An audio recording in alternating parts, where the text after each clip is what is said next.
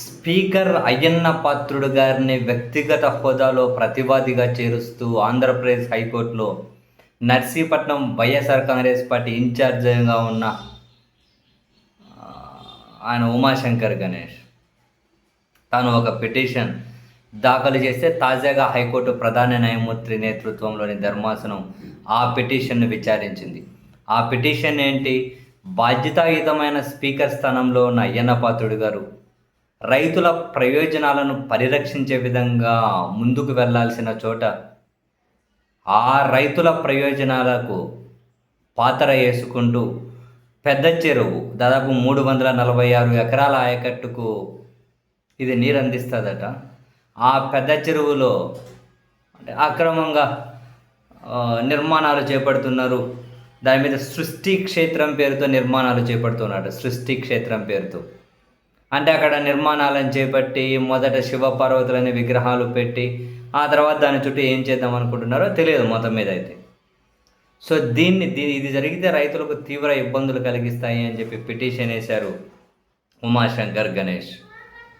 So ఈ క్రమంలో తన తరపున వాదనలు వినిపించే న్యాయవాది హైకోర్టులో క్లియర్గా చెప్పింది, శివపార్వతుల విగ్రహాలు పెట్టడానికి ఇక్కడ ఎవరూ వ్యతిరేకం కాదు, కానీ ఆ చెరువు సమీపంలోనే చారిత్రాత్మకమైన దేవస్థానాలు ఉన్నాయి, అందులో ఈ విగ్రహాలు పెట్టవచ్చు. అయితే ఇంతమంది రైతులకు ప్రయోజనాలు కలిగించే ఈ చెరువు మధ్యలో నిర్మాణాలు చేపట్టి మొత్తం అది ఆక్రమించేసి ఒక క్షేత్రం గడతాము అని చెబితే ఖచ్చితంగా రైతులకు చాలా నష్టం చేకూరుతుంది. మా ప్రజాప్రతినిధి కాబట్టి మా పిటిషన్దారు రైతులు వచ్చి న్యాయం చేయమని చెప్పి అడిగారు, రైతుల కోసమే పిటిషన్ వేసాము అని చెప్పారు. అప్పుడు ప్రభుత్వం అయ్యన్న పాత్రుడు గారి తరపున, ప్రభుత్వం తరపున, ఎందుకంటే ఇందులో చీఫ్ సెక్రటరీని, జలవనరుల శాఖ ముఖ్య కార్యదర్శిని, కలెక్టర్ను కూడా ప్రతివాదులుగా చేర్చారు కాబట్టి ప్రభుత్వం తరపున ప్రత్యేక న్యాయవాది వాదనలు వినిపించుకుంటూ చెరువులో నిర్మాణాలు చేయట్లేదు, జస్ట్ సుందరీకరణ పనులు మాత్రమే చేపడుతున్నామని చెప్పి ఆమెమో చెప్పారు. బట్ అప్పుడు ఉమాశంకర్ తరపు న్యాయవాది చూపించారు ఆ చెరువులో భూమి పూజ చేస్తున్నది, కడుతున్న నిర్మాణాలు అవన్నీ చూపెడితే హైకోర్టు వాటి మీద స్టే ఇచ్చింది.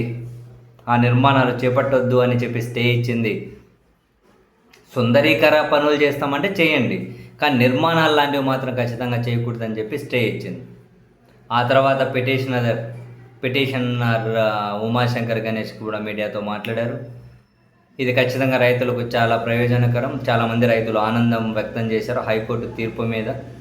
చారిత్రాత్మకమైన గుడులు ఉన్నా కూడా గుళ్ళల్లో కాదని ఆ చెరువు సమీపంలోనే ఉన్నాయి, అక్కడ కాదని చెరువు మధ్యలో క్షేత్రం అని చెప్పి అక్కడ శివపార్వతుల విగ్రహాలు పెట్టాలి అని, అది మొత్తం కనుక కబ్జా చేయాలనే ప్రయత్నాలు ఇవన్నీ అని చెప్పి ఆయన అయితే ఆరోపిస్తూ ఉన్నారు.